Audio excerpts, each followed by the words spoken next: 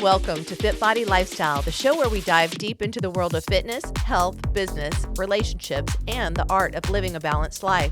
I'm Jamie. And I'm Greg, and we're here to give you the benefit of our experiences in the fitness and bodybuilding industry, the corporate world, running a business, personal development, and building healthy relationships.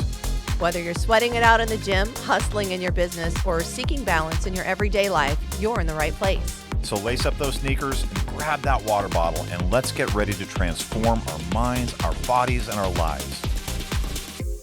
Welcome back to another FitBody Lifestyle episode, and today we're doing our fusion hack, and we have got Coach Drew Brannon here with us. We're so happy to have him here. Hopefully you've gotten to see our longer episodes where he introduces himself and talks a little bit more, but say hi, Drew. Hi, everybody. You're supposed to say hi, Drew. Hi, Drew.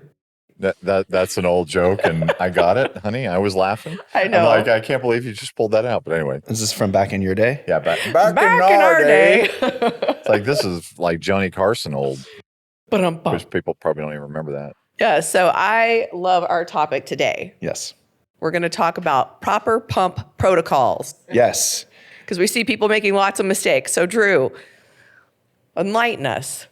All right. So first and foremost, I feel like a lot of athletes try to pump too soon. And we're talking about backstage when Backstage. you're So pumping up to go on stage. Yeah, let's set the Rewind. stage here. Let's set the stage. Sorry. Stage setter. Go, Greg. Okay. You as an athlete are at a show, and you are at the venue, you're backstage. There is hustle and bustle, chaos, all kinds of frenzy. Expediters. There's Yelling. yelling. There's people taking up all this space on the floor. There's all these things going on, all this stimulus coming at you.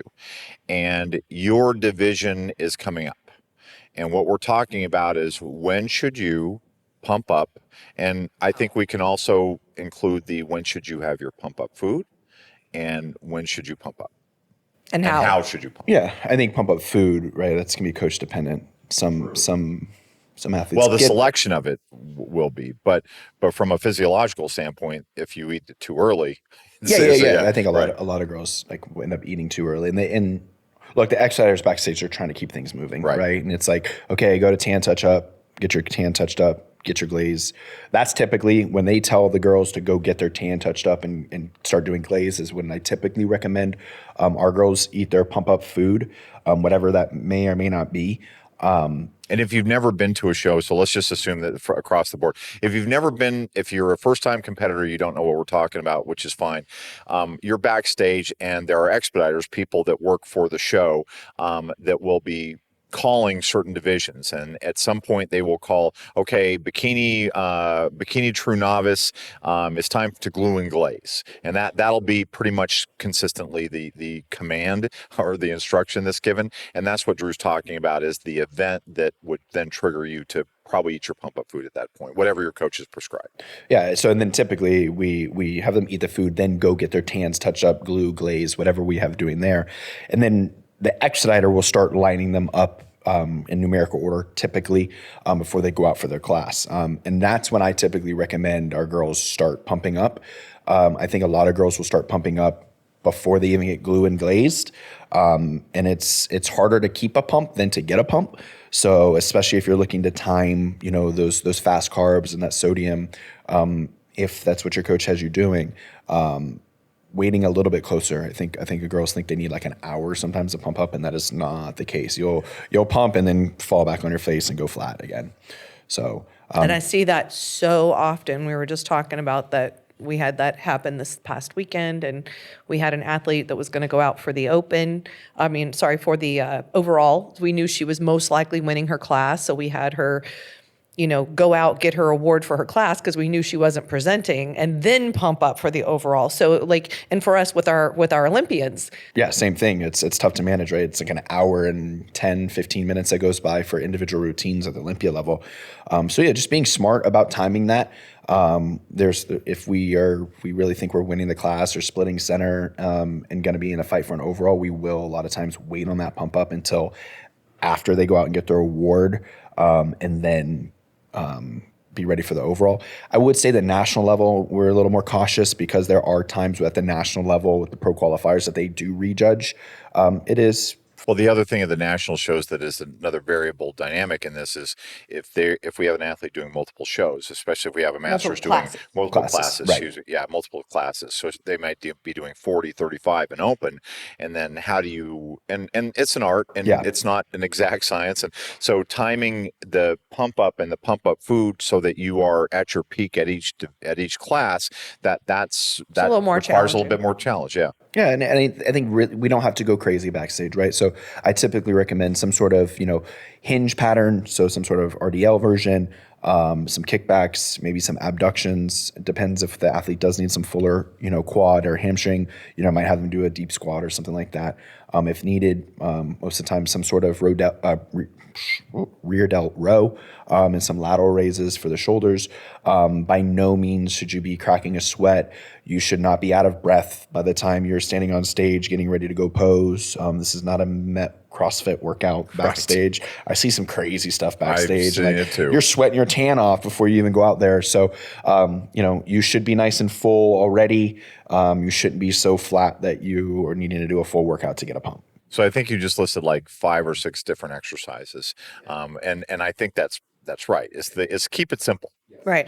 Well, and I do think it is important to know your own physique, and that's one of the things we give instructions on. What specifically do we want them to do based on what are their weaker areas? So maybe they need a little bit more delt, so we're going to have them focus a little bit more on that area, and the glutes are great, so we're not as worried about that. So I do think it's really important for the individual, because I know I see especially newer athletes, they're backstage and they're kind of just looking to see what other people are doing, and then they're copying what they're doing and not really knowing whether that's appropriate for them. Absolutely. Yeah, it should be talked about beforehand, 100%. And it is. I mean, for us, I know absolutely, internally for us, but I would just say for the for other people to listeners, understand, fair enough. have a plan. Have a plan going into that. Yeah, absolutely. I think one of the other things too is like whether or not they have bands available or weights, or if they're doing body weight. They're not letting you bring weights at most shows now, which I think is great. Some athletes bring back. When we had one athlete who brought a 25-pound plate backstage. We had some athletes bring dumbbells, and I mean that's great, but you can do everything you need to do with a band. This is kind of off topic, but on topic. Sorry. For true novice too, depending on the conversation you have with your coach, I'm not necessarily a fan of like doing like every single class you can, like true novice, 35, 40 up, 35 up, open C. A lot of times they're going to hold you off to the side. So you might, it depends on the show, but they're going to you go out for your first, you do your presentation, you do your judging, and they're going to hold you off to the side. And you may or may not have access to any water or bands or things like that. So that is something to just keep in mind. And it may be cold backstage. Yeah, that too. It's Right, so which by makes it not- tough to get a pump. Yeah, so by not doing as many classes, it gives you a little bit of time in between, is what you're Yeah, and saying. you can connect with your coach. Like, hey, take a deep breath. I had a men's physique athlete at Tahoe, and we did Hero, Masters, Open, 2 Masters. He never came off. Like, he walked back, right back on. He couldn't even catch his breath from hitting the poses. So that is something I just would like to keep in mind for some athletes with just the rush and the hustle. Well, plus there's a cost, there's an expense, of course, right? yeah. So there's an expense to this, I know we've talked about this at shows, and if this is your first show, I think we both agree, well, all 3 of us would agree, do the true novice, because there's only one time. Yes. There's only one time that you can do that, which is your first show. And then relative to doing the true novice and the novice, that may not be a value add for you. I mean, if one of your objectives for the show is to get you on stage and to practice that routine under lights and in the eyes of the judges, then multiple divisions fills that objective.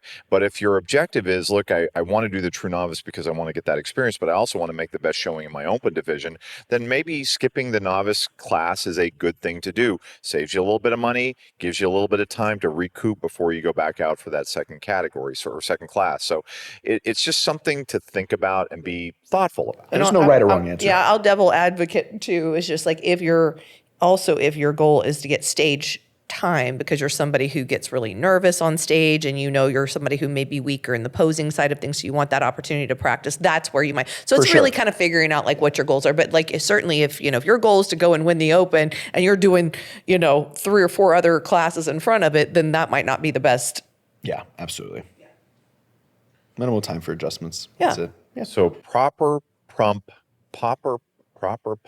protocol. I came up Yeah, with the yeah. alliteration, and now I can't even do it. So that's everybody's assignment: is do that 10 times fast. Because I can't So, even do it. yeah. I can't even do it one time slow. Proper pump protocol.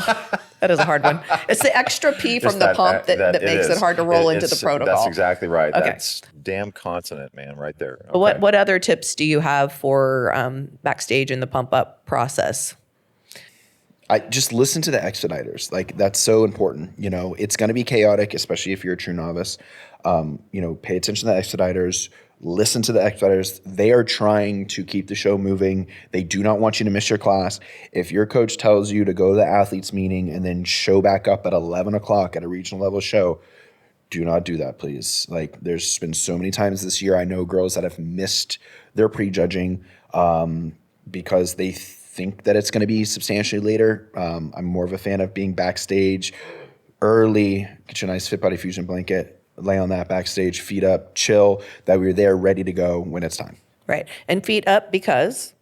Feet up just to help keep fluid out of your legs. Yeah. So, I mean, because this is one thing we see a lot backstage and don't too. sit on your butt. A lot of girls like to sit crisscross, and then when you see them on stage, they have those like 2 red dots on their booty. So lay on your back. That way you're not getting those dots and kind of like flattening those glutes out a little.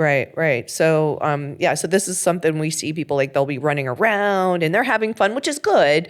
We just want to kind of calm things down a little bit, you know, backstage, relax. Sometimes I'm like, sit down. You're burning off your pump-up food. Like, just stop. Just or stop relax. posing, or they're just like nervous pose. Yeah. So, I mean, you know, just relax, prop your feet up. Then when they call for glue and glaze, go ahead and have your pump up food. And then while you're in line, get your band out and then focus on whatever areas that your coach has identified that you need to pump up. And then you talked about some of the pump up options. So an RDL movement, a kickback movement. It's really nice because you can do those with a band or even body weight. You can even just pump the glutes, just squeeze. Abduction and squeeze. Yep. Yeah. And then upper body, you know, front, mid, rear delts, presses. You can even wrap a band around sometimes I wrap it around me. Yeah. The girls like pull me over. Yeah. Or wrap it around a pole or something and then do some And pulls. a lot of the girls help each other, right? So like, don't be afraid. I think sometimes they think it's like super catty backstage. It's not. It doesn't have to be. Like, a lot of girls are helping each other, you know, pump up when they're in line, especially the national level shows when there's a holding room and then there's like a backstage, and they won't let the coaches go to the backstage, only in the holding room. Right. Well, and sometimes they take their bands away. Right. At nationals, sometimes like once you get past a certain point, then you have to leave your bands. And I've actually seen some of the girls like with that suggestion in mind, like holding their arms up and For resisting ladder. Yep. against a lateral raise. Exactly. I mean, and like you said, I mean, the person who's resisting is getting a pump and the person who's doing the, you know, movement. So, you know, I mean, have fun with it. Yeah. You know, the work is done. Just go up there and have fun at that point backstage. You know, get your pump and go out there and showcase all the hard work that you've put in, you know, the 12 to 20 weeks that you put in leading up to that point. Remember, the objective of the pump is to present your best physique on stage with the fullest, most bubbly muscles, and that's so. Keep that in mind relative to the timing. And look, this is a trial and error process for you, and so don't be afraid to, you know, ask questions, and that's honestly the best way to figure this out too. So hopefully this helps. And thank you, Drew. Thank you, Jamie. And everybody, remember to like, comment, subscribe, and remember the 3 B's. Be good to yourself. be good to each other. And be safe. Take care, everybody. Thank you for tuning in to FitBody Lifestyle. We hope today's episode has left you feeling motivated and equipped to tackle your fitness goals, business challenges, and the daily dance of life. Remember to value progress over perfection. Life's tough enough alone. Find the chosen family around you to help you along the way.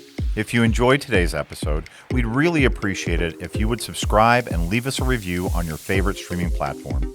And don't forget to follow us on Instagram at FitBody Fusion.